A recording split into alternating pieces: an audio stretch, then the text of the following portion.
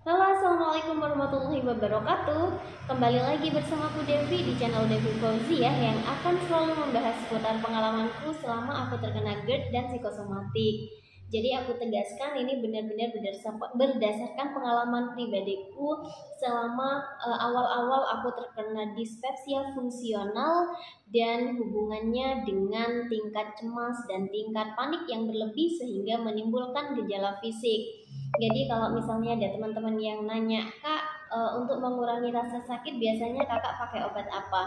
Mohon maaf karena memang kondisi tiap orang berbeda dan aku sudah bilang ke kalian, kalian harus tahu dulu nih, kalian termasuk dispepsia organik atau fungsional. Kalau kalian dispepsia organik, otomatis kalian memang butuh dokter. Tapi kalau misalnya kalian dispepsia fungsional yang asam lambungnya naik gara-gara kalian terlalu panik dan terlalu cemas, kalian bisa menonton setiap video-video motivator dari para pejuang GERD dan psikosomatik. Aku ucapkan banyak-banyak terima kasih kepada kalian yang terlalu setia menonton video-videoku, yang like serta subscribe channelku, serta teman-teman sekalian yang sudah komen di kolom komentar. Tak lupa bagi kalian pendatang baru yang baru muncul videoku di beranda kalian, silahkan di subscribe dulu channelku, silahkan di like, silahkan ditonton setiap video-videoku, serta mungkin bisa di share ke teman-teman kalian juga. Silahkan komen di kolom komentar, semoga apa yang aku bagikan ke kalian, kisahku ini bisa memotivasi kalian agar lebih semangatnya ditambah untuk sehat gitu teman-teman. Jadi dukungan like, subscribe dari kalian itu memotivasi diriku pribadi agar aku selalu berkembang, agar aku tidak lelah membuat video sharing, sehingga kita bisa bertukar pikiran, bisa bertukar metode. Semoga aku bisa menjawab semua pertanyaan-pertanyaan dari teman-teman sekalian. Seperti hari ini aku akan bahas tentang masalah yang dialami oleh kayaknya rata-rata seluruh penderita dispepsia fungsional dan psikosomatik, yaitu keliengan. Dan ini banyak sekali dikeluhkan. By the way, ternyata keliengan ini juga sensasi yang paling lama yang muncul di aku, sensasi yang cukup mengganggu, sensasi yang dari awal sampai sekarang masih aku rasakan. Nah, bagaimana cara menghadapi keliengan ini, Kak? Dan kenapa sih kita kok keliengan terus gitu ya? Padahal pandangan sudah normal, terus kita sudah tidak ada nyeri-nyeri, kita tidak ada mual, kita tidak ada begah, badan sudah enakan, tapi kenapa kok masih kelingan, Kak? Aku juga sama, sampai sekarang pun aku masih datang yang namanya sensasi kelingan. Jadi kelingan itu kayak yang kita tidak menapak tanah gitu ya, kayak kita berada di dalam kapal gitu ya, kayak mau pingsan, kayak mau black out. Tapi percayalah, ini hanya sekedar keliengan saja. Kalian tidak akan pingsan, karena dulu-dulunya aku juga takut ketika aku keliengan, kayak yang oh ini apa sekarang ya, ini aku mau pingsan ya. Nah, setelah ditunggu-tunggu ternyata kita masih baik-baik aja kok. Jadi bagi kalian yang sekarang lagi keliengan gitu ya, yang sekarang kepalanya lagi berat, itu tidak apa-apa. Jadi mungkin ini yang menyebabkan kalian tetap keliengan, karena setelah aku teliti, setelah aku cari tahu di aku, ini benar-benar penyebab kita tetap mengalami sensasi keliengan. Apa itu yang selalu kita keluhkan? Memang ya, selalu kita keluhkan penyebab dari semua sensasi, yaitu pikiran kita sendiri. Penyebab keliengan adalah karena kita yang terlalu cemas, kita yang terlalu takut akan suatu hal, cara kita kita terlalu stres menghadapi setiap masalah, kita terlalu panik, sehingga yang pertama, gara-gara terlalu panik, terlalu takut, terlalu cemas, stres yang berlebih, itu yang pertama membuat asupan gizi kita itu kurang, teman-teman. Kenapa? Karena kita yang penderita GERD, pencernaan kita lagi terganggu. Aku sudah bilang kalau makanan yang kita serap, itu tidak makanan yang kita makan itu tidak terserap sepenuhnya oleh tubuh karena memang pencernaan kita lagi terganggu, ditambah kita itu cemas terus, panik terus, jadi energi kita terkuras habis teman-teman. Jadi untuk tubuh saja tidak terpenuhi ya teman-teman ya. Kemudian asupan atau energi yang masuk ke tubuh kita itu diserap habis-habisan oleh pikiran kita, oleh rasa cemas, rasa panik. Jadi menurut aku ya, kalau kalau kataku, orang yang sedang anxiety, apalagi anxiety disorder, itu kayak HP yang baterainya itu bocor, jadi butuh dicas terus, meskipun di cas kadang langsung lowbat gitu ya. Jadi aku samakan diriku kayak gitu. Jadi memang berarti aku memang harus benar-benar banyak makan, 4 jam sekali aku makan, 4 jam sekali aku makan. Terus sama banyakin minum air putih teman-teman. Aku dulu sebelum terkena psikosomatik, sebelum terkena GERD, aku itu jarang minum air putih. Kayaknya tidak segar. Aku selalu minum minuman yang ada rasanya, yang berwarna gitu teman-teman ya. Hampir jarang sekali minum air putih kalau ada selesai makan. Kalau selesai makan baru minum air.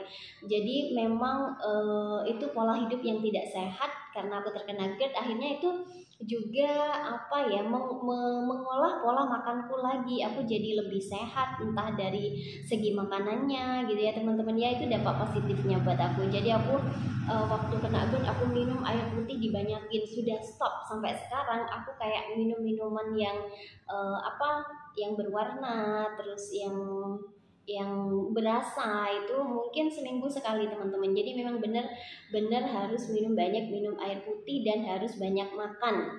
Nah, makanan yang dikonsumsi apakah? Ini untuk penderita dispepsia fungsional, silahkan kalian makan semuanya. Silahkan kalian coba-coba. Kalau misalnya satu makanan tidak cocok di kalian, sudah tidak usah diteruskan.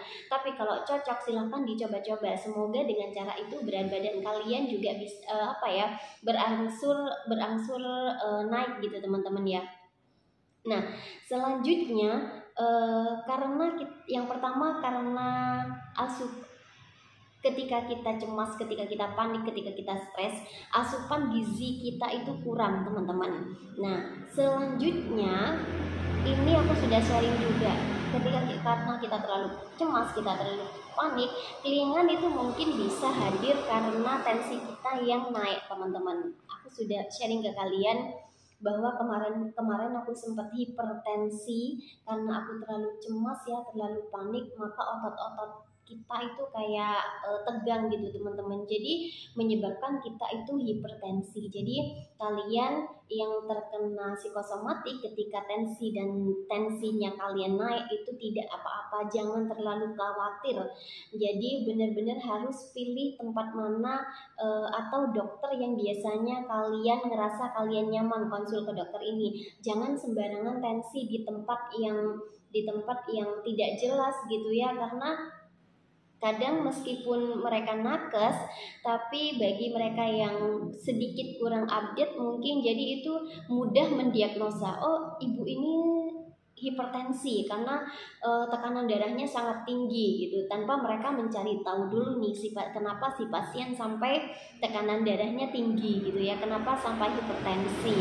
Biasanya beberapa nakes yang smart itu biasanya menanyakan dulu. Kalau kita memang orangnya gampang panik dan gampang cemas, itu dianggap normal dan tidak usah konsumsi obat darah tinggi kalau menurut aku teman-teman, karena memang kita sebenarnya bukan penderita hipertensi. Karena kita terlalu panik, karena kita terlalu cemas, maka tekanan darah kita ini naik. Cukup menjaga pola hidup sama pola makan saja, kayak tidurnya diteraturkan lagi, terus makanannya. Aku awal-awal tahu kalau tensiku naik padahal tidak pernah segitu, apalagi aku ada cemas yang berlebih, sudah difikirkan selama berminggu-minggu. Dan salahnya aku sering tensi teman-teman. Aku pusing sedikit, aku tensi, tambah aku sampai 160. Dan kebetulan nakesnya mungkin kurang ini ya, entah baru atau apalah, aku tidak tahu. Nakesnya langsung bilang, ibu ini hipertensi, harus minum obat ini. Karena aku takut, aku ikutinlah cara dia. Lalu setelah aku pikir-pikir lagi, lebih baik aku periksa deh ke dokterku yang biasanya. Nah di sana setelah beberapa hari aku mengalami kelingan sini pundak sama leher tuh bener-bener kaku, bener-bener gejala hipertensi itu teman-teman. Nah yang aku lakukan setelah dari dokterku, sudah tidak usah minum obat karena ibu ini memang bukan hipertensi karena panik dan terlalu cemas, tapi silakan jaga makan sama jaga pola hidup aja. Jadi aku kayak makan buah-buah, penurun tensi darah, aku kurangi yang asin-asin, istirahatnya dicukupkan lagi, dan alhamdulillah sampai normal lagi kok, itu tanpa obat-obatan. Malah aku yang konsumsi obat itu malah tambah naik teman-teman, karena memang aku bukan penderita hipertensi. Karena aku terlalu cemas dan terlalu panik, akhirnya tekanan darahku naik, dan kalau sudah tekanan darahnya naik itu biasanya keliengan lagi. Nah teman-teman sekalian, bagi kalian yang baru terkena psikosomatik, silahkan dicari tahu deh yang menyebabkan kalian kelingan apa. Setelah aku cari tahu dan aku baru menemukan jawabannya itu bulan-bulan kemarin ya, karena aku suka kelingan, tapi selama kelingan karena aku orangnya terlalu semangat ya, jadi aku tetap kerja, aku tetap aktivitas seperti biasanya, tapi kerasa kelingannya, cuma tidak mengganggu aktivitasku, tapi benar-benar kerasa teman-teman. Apalagi di saat kita sedang diam ya, di saat kita sedang tidur itu biasanya kelingannya muncul. Nah, setelah aku cari tahu, setelah aku teliti, ternyata kelingan itu akan hadir ketika aku mual, ketika asam lambungku naik, karena memang katanya dokterku itu berkaitan, tapi aku tidak tahu ya penjelasannya gimana. Ketika asam lambungnya naik itu biasanya pusing, kelingan itu biasanya muncul teman-teman. Dan karena aku tidak mau nih kelinganku nih terus-terusan mengganggu, terus-terusan kerasa di aku, maka aku belajar untuk cuek sudah teman-teman. Jadi aku sudah tahu, oh kalau aku kelingan, oh paling aku salah makan tadi, atau oh paling aku tadi banyak pikiran dari pagi sampai malam, banyak hal yang tak pikirkan. Nah karena aku cuek, maka alhamdulillah sampai sekarang kelinganku sudah tidak hadir lagi teman-teman. Mungkin kalau nanti hadir pun aku sudah tahu nih caranya. Oh berarti tidak usah terlalu pikir. Kalau tambah terlalu dipikir, tambah kerasa lagi kelingannya, tambah mengganggu aktivitas kita. Jadi sekarang kalau ketika kelingan hadir, aku tahu nih sudah penyebabnya. Mungkin karena asam lambungku naik ini apa karena makanan, apa karena pikiran ya. Dan yang tahu itu penyebabnya adalah kalian sendiri. Jadi menurut aku itu teman-teman, kalau misalnya kalian mau menyembuhkan kelingannya, kalian harus cari tahu dulu penyebab kalian kelingan. Apakah karena kalian salah makan, ataukah karena kalian memang sekarang lagi cemas-cemasnya, lagi stres-stresnya. Kalau itu berarti memang harus bisa mengontrol lagi rasa cemas dan rasa paniknya. Sekali lagi aku selalu bilang ke kalian, ini hanyalah sebuah sensasi. Semoga ini menjadi hipnoterapi untuk kalian. Kalian ingat selalu ini hanyalah sebuah sensasi. Jadi tolong jangan dimanjakan setiap sensasinya, karena kalau dimanjakan mereka akan kerasan di tubuh kita. Kita lawan saja selama itu tidak mengganggu aktivitas kita teman-teman. Jadi tetap semangat para pejuang dispepsia fungsional, tetap dijaga waktu makannya, jangan sampai kita telat makan saja terus teman-teman, karena memang kita butuh asupan makan yang lebih, karena kita penderita cemas yang berlebih teman-teman. Jadi itu videoku hari ini masalah kelingan, semoga bisa membantu kalian, semoga bisa menjawab pertanyaan kalian, semoga bermanfaat untuk kalian. Terima kasih. Wassalamualaikum warahmatullahi wabarakatuh.